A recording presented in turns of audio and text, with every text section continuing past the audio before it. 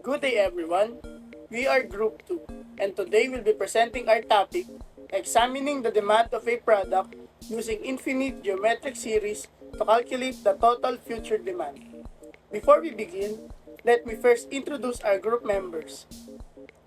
Christian Paul Joseph, Mark Lawrence Estrella, Maclay Bonomarang, Giro Sueño, and yours truly, John Patrick Mendoza. Together, we'll explain how mathematical concepts like infinite geometric series can be applied to analyze and predict product demand over time.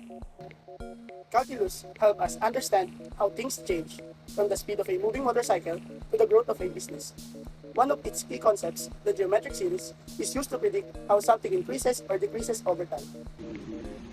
Study shows that similar mathematical methods are often used to forecast trends in areas such as energy and economics, as mentioned by ITO and LSR in 2022. Other forecasting models like ARIMA and time series analysis are also applied to improve accuracy and support data-driven business decisions, according to Feta in 2018 and Mejia et al. In 2024. By understanding how geometric series work, we can connect mathematical to real-life situation. This proves that calculate is not just theory, but practical tool that help us plan, predict, and make better decisions in real-life world.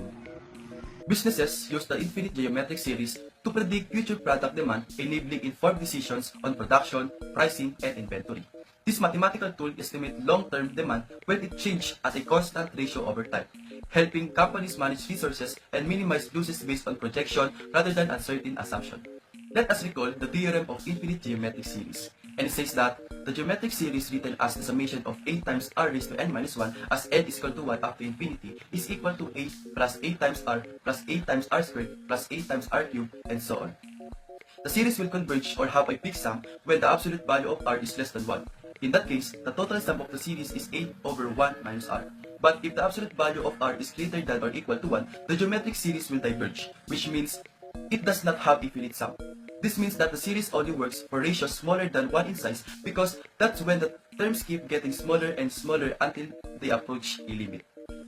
Now, this shows how a company notice that the demand for a product decreases by a constant ratio in every period. We let d sub 0 represent the demand in the first period, which is the initial demand. The letter r stands for the common ratio, which tells us how much the demand changes each period. And d sub t represents the demand in any period labeled as t. So each period's demand is related to the previous one when the equation d sub t equals to d sub 0 times r raised to the power of t. This means the demand in any period can be found by multiplying the initial demand by the ratio repeatedly for each period. Let's go back to the standard formula for the sum of infinite geometric series, denoted as S sub n. The formula is S sub n equals to the term a divided by the quantity 1 minus r, provided that the absolute value of r is less than 1. This condition that the absolute value of the common ratio r must be less than 1 is crucial for the series to converge and for a finite sum to exist. We then note that the initial term a in the general geometric series formula is equivalent to d sub 0, which represents the first period demand in our application. Next, we substitute this term into the formula to calculate d sub total, which represents the total demand.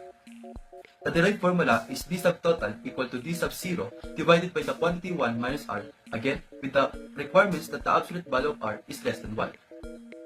This application essentially models a scenario where a demand changes by a constant ratio r in each subsequent period, allowing us to calculate the cumulative demand over an infinite time horizon as long as that the rate of change is less than 1.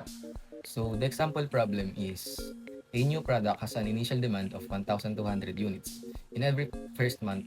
However, due to market saturation, the demand is expected to decrease by 25% each month compared to the previous month. Assuming the pattern continues indefinitely, the total future demand for the product. So the problem shows how to use an infinite geometric series. To estimate the total future demand for product whose demand decreases every month, we need to get the given first. So the initial demand is equals to 1,200 units. Each month, the demand decreases by 25%, so the common ratio is equals to 1 minus 0.25. It is equals to 0.75. The formula used is the total value of demand is equals to d sub 0 over 1 minus r. This formula works because the absolute value of r is less than 1, meaning the series converges. So next is substitute the values. And The total value of demand is equals to 1,200 over 1 minus 0.75. It is equals to 1,200 over 0.25, and 1,200 over 0.25 is equals to 4,800. So although demand continues infinitely, it keeps decreasing each month. So the total cumulative demand will approach 4,800 units. In other words, even if we sum all future months, the total will never exceed 4,800 units because the monthly demand keeps getting smaller and smaller over time. In conclusion, our study shows how the infinite geometric series can be applied to forecast product total future demand. Even though demand continues indefinitely, it still adds up to finite value when the rate of change is less than 1. This means businesses can use mathematics to predict how much of product will be needed over time, helping them plan production, pricing, and inventory more accurately. Overall, this proves that calculus is not just theory.